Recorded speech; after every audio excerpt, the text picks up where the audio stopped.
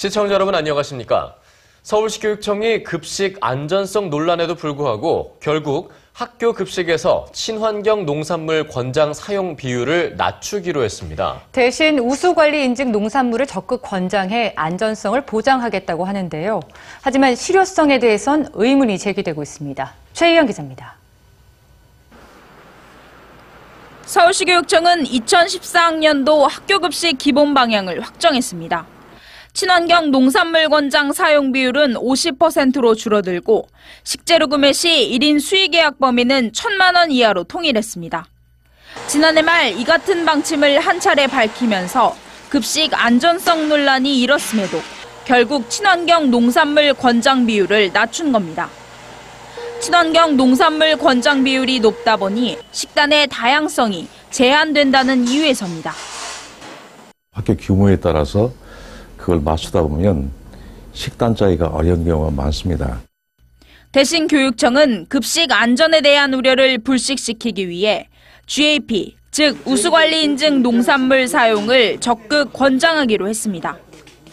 우수관리 인증은 농산물의 생산부터 수확 후 포장 단계까지 유해생물 등의 위해 요소를 사전에 관리하고 국가가 안전성을 인증하는 제도입니다.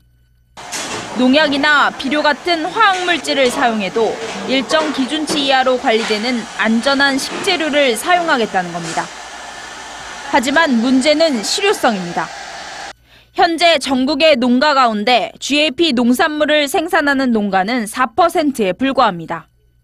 학교 급식에 들어가는 식재료의 종류나 양을 충당하기에는 부족한 수준입니다. 유통망 역시 제대로 갖춰져 있지 못합니다. GAP 농산물을 다루는 관리시설은 전국적으로 700여 곳 남짓. 그나마도 품목별로 시설들이 나뉘어져 있어 식자재별로 공급 계약을 따로 맺어야 할 상황입니다.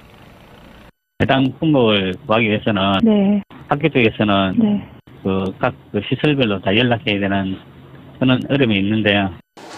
결국 식재료 공급 과정에서 혼란이 발생할 가능성은 물론 안전관리가 제대로 이뤄질 수 있겠냐는 우려까지 나오고 있습니다.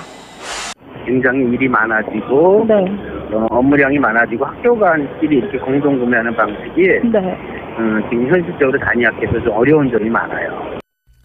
때문에 유통망과 공급 농가가 상대적으로 탄탄한 친환경 농산물 사용 비율을 그대로 유지하는 대신 공급 단가를 낮추는 방안을 찾는 것이 훨씬 효과적이라는 주장도 나오고 있습니다. 친환경 제품이 그동안 좀 높은 단가 이 부분을 좀 조정하는 것들을 원했던 거지 이런 친환경 유통센터가 가지고 있던 안정성의 보장 그리고 편리한 구매 방법 이런 것들을 망가뜨려 달라고 한 건 아니거든요.